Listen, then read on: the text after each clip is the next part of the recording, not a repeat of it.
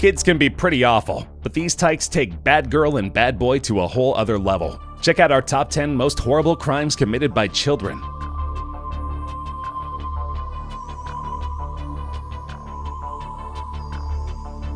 Aren't Canadians supposed to be nice? I guess Sandra and Beth Anderson of Mississauga, Ontario are the exception. In 2003, the sisters, who were 15 and 16 at the time, were charged for murder when they killed their mother by feeding her copious amounts of Tylenol and booze and then drowning her in a bathtub.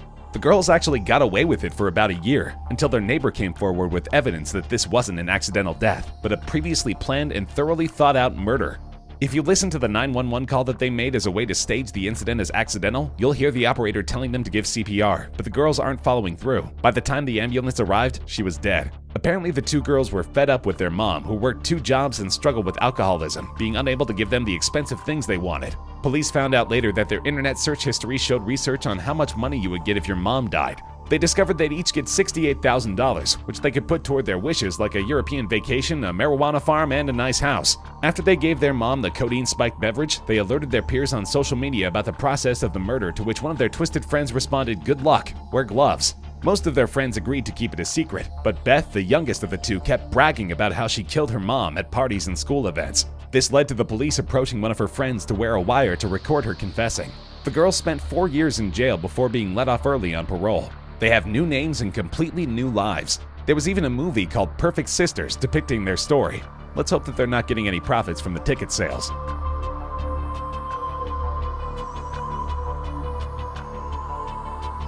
An 11-year-old boy from Britain, whose name can't be mentioned due to legal purposes, is serving a custodial sentence for his multiple counts of rape and sexual misconduct. The boy pleaded guilty for raping the same boy 15 times, as well as 3 charges of inappropriate sexual touching. Reports say that on May 29, 2016, the boy accused was playing with a 7-year-old boy in his bedroom when his stepmother heard whispering over the baby monitor. Suspicious as to what could possibly be going on, she investigated, only to find the 11-year-old raping her stepson. The defendant immediately said, "I'm sorry, I don't know why I did it."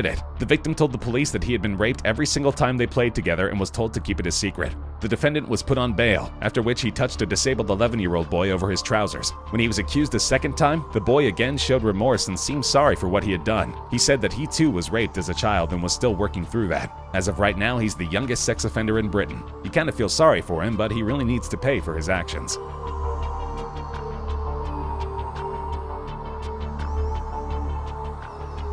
Every teenager hates Mondays, but 16-year-old Brenda Spencer apparently hated them enough to end lives. At about 8:30 in the morning on a Monday in 1979, Brenda had the hunch to kill. The elementary school across from her house was just going into session, with kids getting dropped off by their parents. She took a few shots from her sniper, which her dad gifted her for her birthday, complete with 400 rounds of ammunition. She shot at a couple of kids, wounding them. It took a couple of seconds before the adults on campus knew what was happening. The school's principal, Burton Ragg, ran outside, helping terrified children into the school. Him and the school's custodian, Mike Sakar, were unfortunately shot dead in the frenzy. Miss Spencer ended up killing 2 people and wounding 9 others, and was charged with 2 counts of murder. Her attorney tried to get her off on a plea of insanity, but that didn't work, and she's now serving 25 to life. People claim that her parents' divorce was the cause of her misconduct. They said that something died in her after the split, especially since her and her siblings were sent to live with their distant, abusive father. She started to become interested in guns and metal bands like Alice Cooper. Brenda was given a parole hearing in 2005, but was unfortunately denied. She said in a TV interview that she was high on angel dust and pot when she committed the crime, but the toxicology reports say otherwise. She'll get another hearing in 2019 for potential parole. It's no surprise that she blames herself for the recent school shootings, considering she orchestrated one of the first ones in recent history.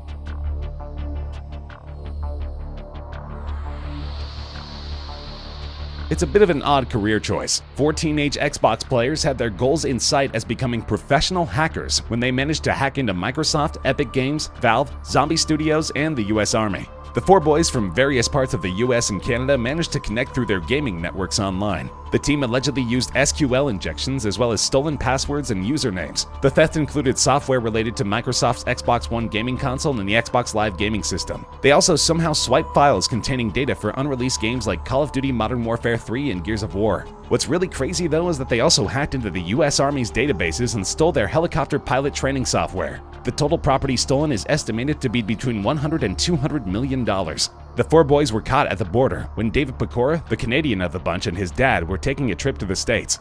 He was taken into custody by the border guards and was told that it'll be a long time before he gets to return to Canada. The 4 boys will face up to 5 years in prison.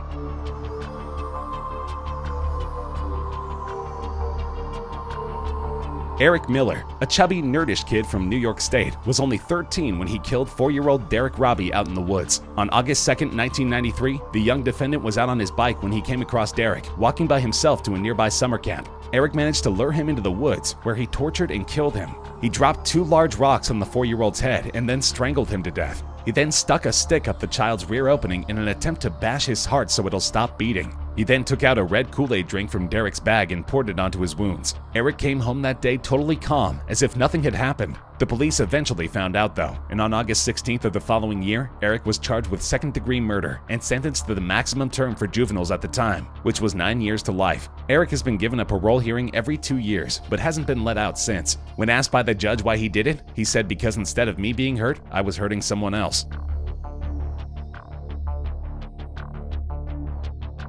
Amarjit Sada of India killed probably more people than the average serial killer, and he's only 8. This is hard to believe, but this killer's second victim was his own sister, and his parents ended up covering it up in order to protect their son's freedoms. His third victim was a 6-month-old baby, whom he took from a neighboring house and then bashed with a brick until the baby stopped breathing. Police eventually connected the boy's recent killing with the killing of his own sister. When he was asked why he did these gruesome things, he simply smiled and asked for a cookie. His parents said that he doesn't understand right from wrong. A psychologist discovered that Amarjit had a chemical imbalance in his brain that caused him to express conduct disorder, which is a mental disorder where the sufferer doesn't understand morals. The data is foggy, but he allegedly spent about 3 years in either a prison or a mental institution. He's now reportedly a free agent, walking around with a new name and identity.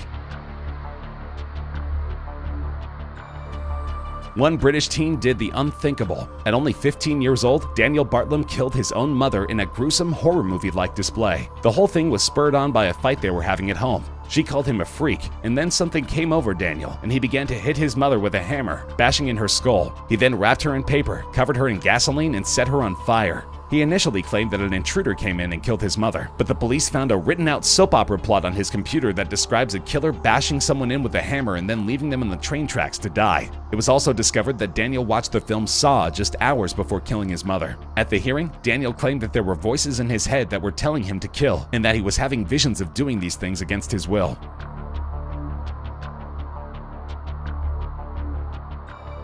Mary Bell was born in 1957 into a poor Liverpool family. She wasn't exactly raised properly. Her mother was a prostitute who was an alcoholic and rarely ever home. Reports say that her mother would often force Mary into prostitution even though she was just a young girl. She also tried to kill her daughter multiple times. Mary was a rambunctious, troubled little kid. She oftentimes would do things like burn kids in her class with cigarettes or hold them down and fill their mouths with sand. Mary's first official killing was when she strangled 4-year-old Martin Brown in an abandoned house. That same summer, Brian Howe was found in a garbage dump with an M carved on his chest, which seemingly stands for Mary. This wasn't enough to spur on a full-on investigation though, and it wasn't until Mary and her partner in crime Norma left confession notes at a nearby nursery that they were brought in for questioning. When the detective saw Mary's gleeful reaction to Brian being taken out of his family's home in a casket, he knew that she was to be locked up indefinitely. Mary served 12 years in jail and was released at 23. She's now living in England under a fake name.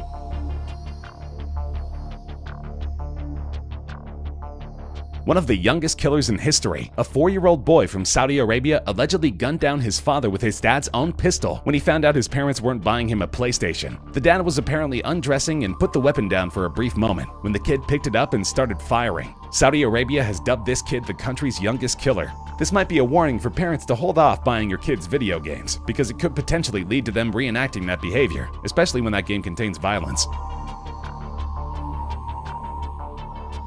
A 15-year-old from Utah allegedly killed his 2 younger brothers with a knife. The boy had a history of acting out. He ran away from home for about a year. Despite his troubled disposition, neighbors of the family claimed that his parents were very loving and attentive. The family had adopted 2 children into the family, and these were the 2 brothers who were eventually killed. The bodies of the victims were found on the floor of the family home when the mom and dad were returning from a dance recital. The teen was found miles away from the house, where he was eventually arrested and taken into custody by the police. What's odd about the case is that the perpetrator wasn't raised in a poor family or abusive household.